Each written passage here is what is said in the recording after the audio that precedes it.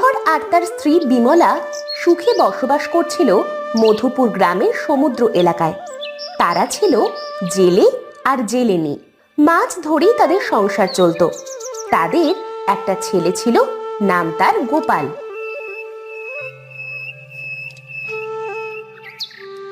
একদিন হরিহর আর তার স্ত্রী নদীর ধারে মাছ ধরতে গেল।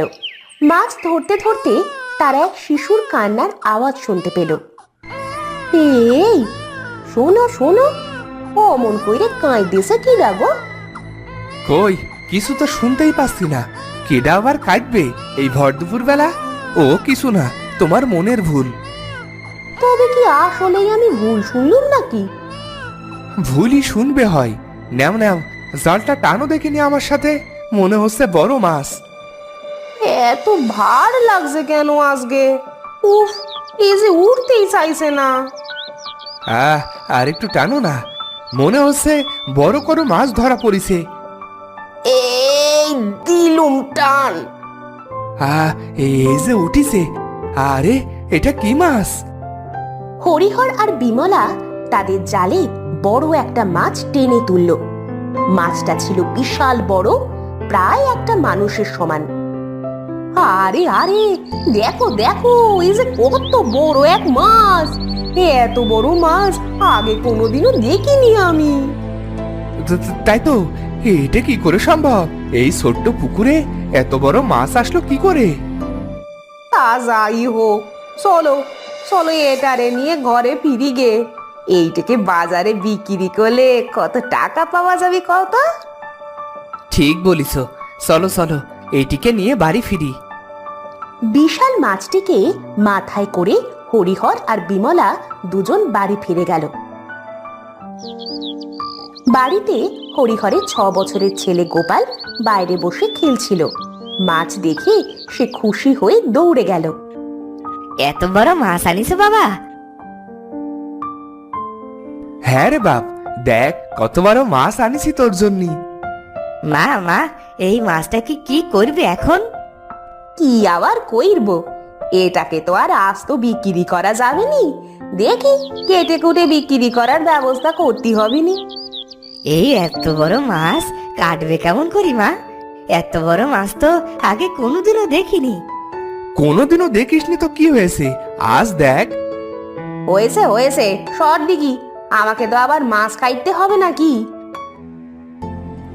বিমলা আর হরিহর দুজন মিলে হাত লাগিয়ে মাছ কাটা আরম্ভ করলো। গোপাল পাশে দাঁড়িয়ে সব দেখছিল। কিন্তু মাছ কাটতে কাটতে ঘটে এক আজব ঘটনা। মাছের পেট থেকে বেরিয়ে আসে এক ছোট্ট শিশু। তার উচ্চতা বাকি শিশুদের মতো নয়, সে ছিল অনেক ছোট। হায় হায়, এ কি কাণ্ড গো! এ যে দেখি এক শিশু। কই কই দেখি, এ কি আজব ঘটনা! মাছের পেট থেকে মানুষের বাচ্চা বেরোলো কেমন করে? দেখো তো এই শিশু বেঁচে আছে কিনা। দিব্যি বেঁচে আছে। এই যে দেখো, মনে হচ্ছে মাছের পেটেই আরামে ছিল। কিন্তু এই বাচ্চাটা এখানে এলো কিভাবে? সত্যি তো, এমন বাচ্চা আগে দেখিনি কোনোদিন। মা মা, ও কে গো? ওকে আমাদের সাথে থাকবি এখন থেকে? কার বাচ্চা কিডা জানে, কি ফুটফুটে শিশুটা।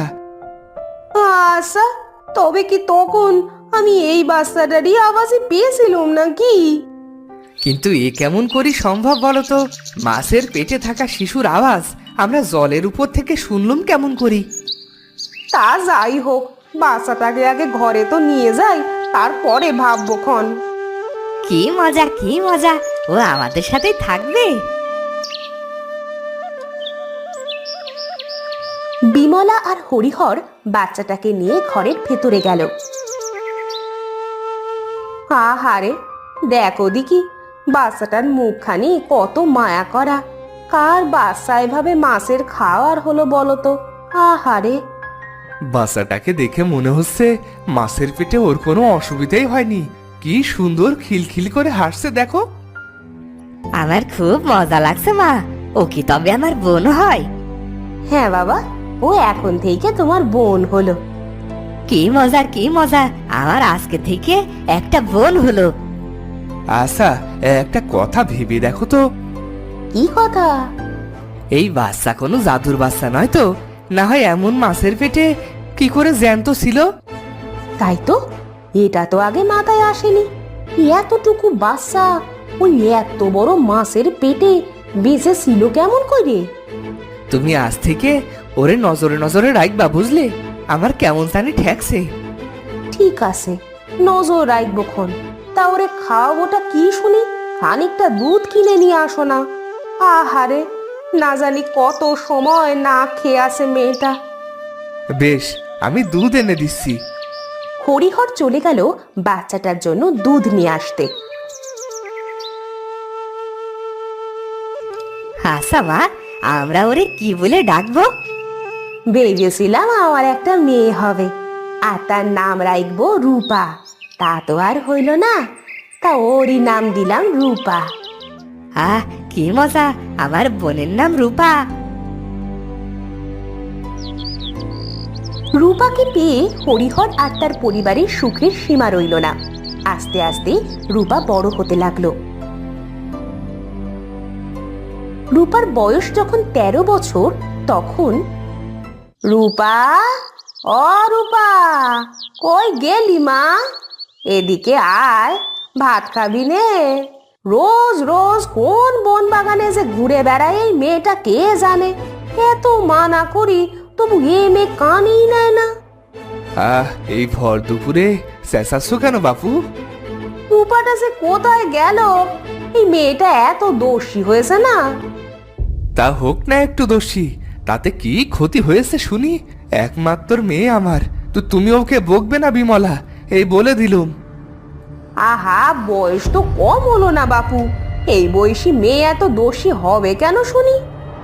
আরে সবে 13 বছর বয়স হলো, এই বয়সে একটু দুষ্টমি করে না এমন কেউ আছে নাকি? তুমি আর লাই দিও নি বাপু। এ এত দুরন্তপনা করলে কপালে দুঃখ আছে, দেখে নিও।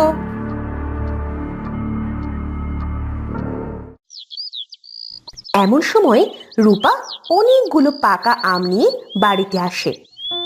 মা, ও মা, দেখো কতগুলো পাকা আম আমি পেয়েছি আজ। মুকুলদের পুরনো বাগানটায় কত আম ধরেছে জানো? দাঁড়া হতসারি, আমি তোকে খুঁজে মরি, এদিকে নাওয়া নেই খাওয়া নেই, ও গেছে কিনা আম কুড়োতে। তুমি রাগ করো না মা, আমি তো তোমাকে খুশি করতে এই আমগুলো নিয়ে আসলাম। হয়েছে, আমাকে খুশি করতে ওই বন বাজারে ঘুরতে কে বলেছে শুনি? ফের যদি দেখেছি। আর হবে না মা, এই নাও কত পাকা আম। দাওয়ায় রেখে খেতে আয় শিগগির, ও আমি পরে দেখে নেবক্ষণ। খাবার যে ঠান্ডা হয়ে যাচ্ছে। ঠিক আছে মা, যাচ্ছি।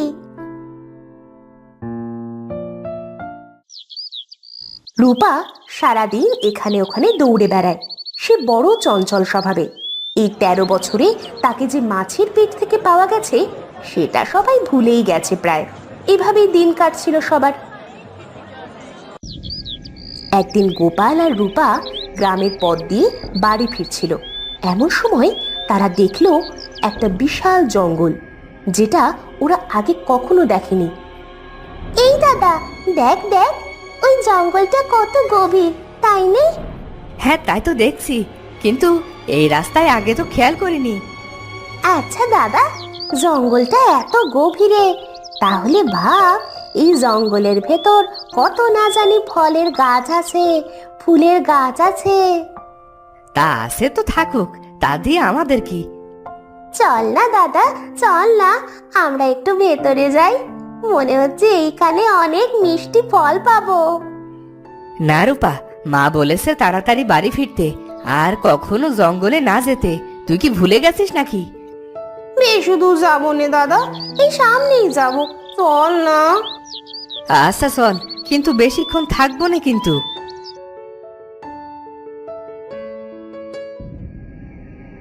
রূপা আর গোপাল দুজন জঙ্গলের ভেতরে ঢুকলো।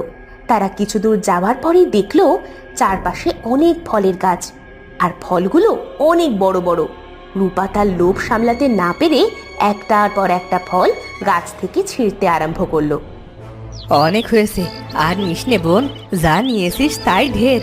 চল আর একটু ভেতরে চল দাদা, এখানেই যখন এত ফল, ভেতরে নিশ্চিত আরো অনেক ফল আছে। না বোন, বেশি লোভ ভালো না, চল এখান থেকে চলে যাই। না দাদা, আর একটু চল না, ওই যে দেখ ওই গাছটায় কত লিচু। এভাবেই রূপার সামনে আগাতে থাকে। আর কিছু দূর যাবার পরে রূপা আর গোপাল একটা ফাঁদে পড়ে গেল। কেউ মাটিতে গর্ত করে তার উপর ঘাস পাতা বিছিয়ে রেখেছিল। রূপা আর গোপাল সেই ফাঁদে পড়ার সাথে সাথে এক বৃদ্ধ মহিলা হেসে উঠল। এ কি, এখানে এমন ফাঁদ পাতলো কে? কে যেন হাসছে মনে হচ্ছে। আমরা এই কোন বিপদে পড়লুম? দাদা, আমাকে এখান থেকে বের কর, আমার যে খুব কষ্ট হচ্ছে।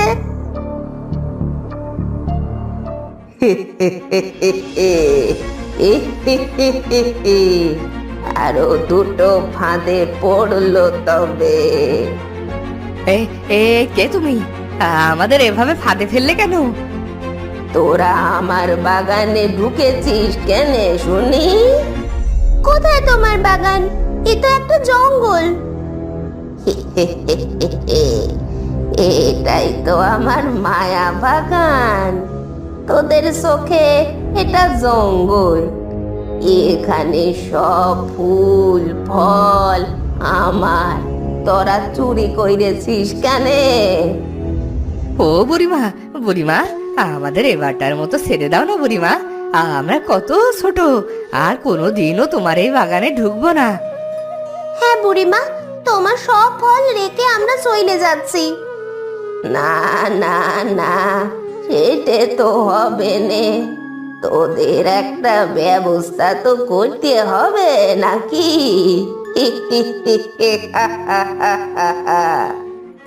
এই বলেই বুড়ি তার জাদু দিয়ে রূপাকে একটা গোলাপ ফুল গাছ বানিয়ে দিল। কিন্তু তখনই কোনো মতে গোপাল সেখান থেকে দৌড়ে পালায়। গোপালকে ধরতে না পেরে বুড়ি রূপাকে নিয়েই চলে যায় তার কুঠুরিতে। সেখানে গিয়ে রূপাকে তার বাড়ির পিছনে একটা বাগানে এনে লাগিয়ে দেয়। কিছুক্ষণ পর যখন বুড়ি চলে যায়, রূপা গাছ হয়ে সেখানেই কাঁদতে আরম্ভ করে। হে খোদা, কি হয়ে গেল এটা? আমাকে এখান থেকে কেউ মুক্ত করো, আমাকে বাঁচাও। রূপা এদিকে চিৎকার করতে থাকে।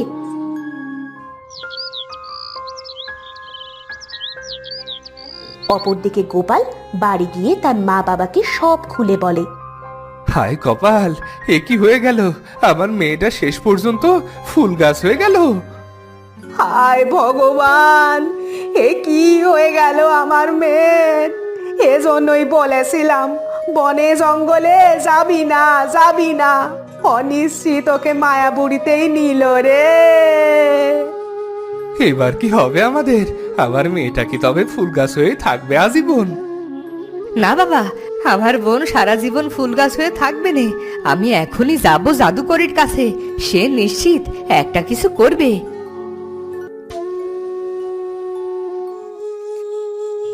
গোপাল গেল সেই গ্রামের জাদুকরির কাছে। জাদুকরি তার জাদু বলে গ্রামের সকলকে সাহায্য করে সব সময়। জাদুকরির কাছে গিয়ে গোপাল সব খুলে বলল।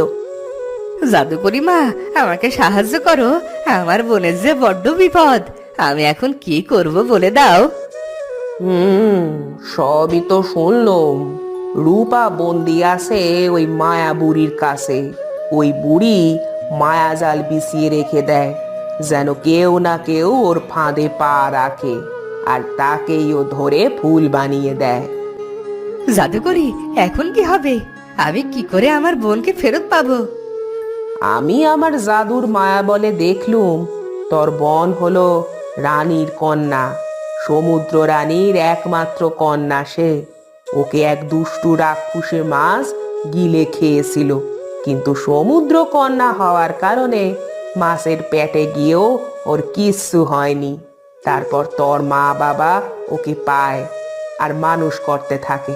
আর ওই মায়াবুড়ির সব জাদু শেষ হয়ে যাবে যদি তোর বনের ওই ফুল গাছটা আগুন দিয়ে পুড়িয়ে ফেলতে পারিস তবে।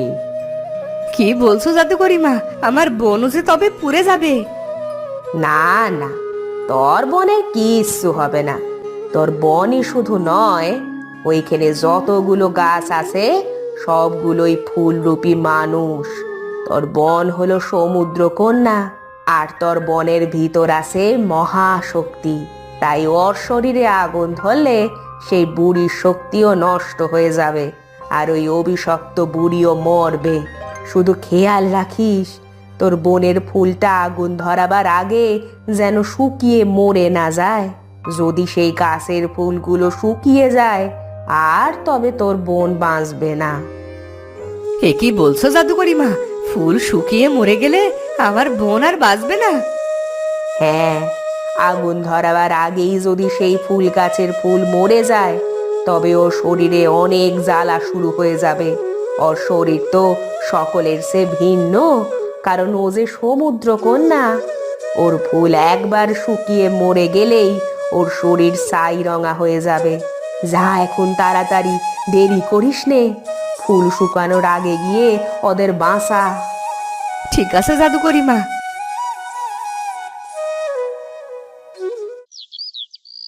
গোপাল তাড়াতাড়ি চলে গেল সেই বুড়ির বাগানে। সেখানে গিয়ে দেখলো বুড়ি সেখানে নেই। এই সুযোগ, বুড়িটা কুঠুরিতে নেই। এখনই সব ফুল গাছ আগুনে পুড়িয়ে ফেলতে হবে। কিন্তু গাছগুলো কোথায় লাগিয়েছে বুড়ি?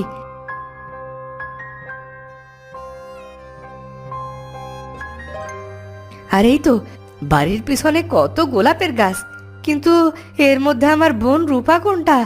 রূপা, বোন, কোথায় তুই? এই যে দাদা, আমি এখানে। সামনে থেকে একটা ফুল কথা বলে উঠল, কিন্তু গাছটা সম্পূর্ণ শুকিয়ে ছাই রঙা হয়ে গেছে। এ কি অবস্থা হয়েছে তোর বোন? জাদুকরি মা বলেছিল যদি তোর ফুলটা শুকিয়ে মরে যায় তবে যে তোকে আর বাঁচানো সম্ভব হবে না। ঠিকই শুনেছিস দাদা, আমার আর বাঁচা সম্ভব নয়, কারণ আমার গাছ সহ ফুলটা শুকিয়ে গেছে। এখন কি হবে বোন? আমি কি করে তোকে বাঁচাবো? আমার শরীরে অনেক জ্বালা হচ্ছে দাদা, আমি যে আর সহ্য করতে পারছি না দাদা। হায় হায়, এখন আমি কি করব? এক্ষুনি সব গাছে আগুন দিয়ে দাদা, সবাই মুক্ত হয়ে যাবে। কি? কিন্তু তুই তো আর মুক্ত হতে পারবি না বোন। আমার জন্য চিন্তা করিস না দাদা, আমি এই জ্বালা আর সহ্য করতে পারছি না। আগুন ধরিয়ে দে বুড়ি আসার আগেই, না হলে আমাকে এই জ্বালা নিয়ে থাকতে হবে বছরের পর বছর। আগুন দে এক্ষুনি দাদা, এই জ্বালা যন্ত্রণা থেকে মুক্ত কর। কিন্তু কিন্তু কিন্তু করিস নে দাদা, আগুন ধরিয়ে দে সব গাছে, ওই বুড়িকে শেষ করে দে দাদা। তুই ওপারে ভালো থাকিস বোন। আমার জন্য কাঁদিস নে দাদা, আমার লোভের কারণে আমাকে আজ এই দিন দেখতে হলো। তোরাও ভালো থাকিস। গোপাল সব গাছগুলোতে আগুন ধরিয়ে দিল, আর তখনই মায়া বুড়ির শরীরেও আগুন ধরে গেল। বুড়িও যেখানে ছিল সেখানে আগুনে পুড়ে ছাই হয়ে গেল, আর গাছে থাকা সব মানুষগুলো ফুল গাছ থেকে মানুষে পরিণত হলো। কিন্তু রূপা মারা গেল, কারণ জাদুকরি বলেছিল রূপার গাছটা শুকিয়ে মরে গেলে ও আর মানুষ রূপ ফিরে পাবে না। তাই কষ্ট নিয়েই গোপাল বাড়ি ফিরে গেল। তো বন্ধুরা, ভিডিওটি কেমন লাগলো? যদি ভালো লাগে চ্যানেলটি সাবস্ক্রাইব করে বেল আইকনটি বাজিয়ে দিও। দেখা হচ্ছে পরের ভিডিওতে। ধন্যবাদ।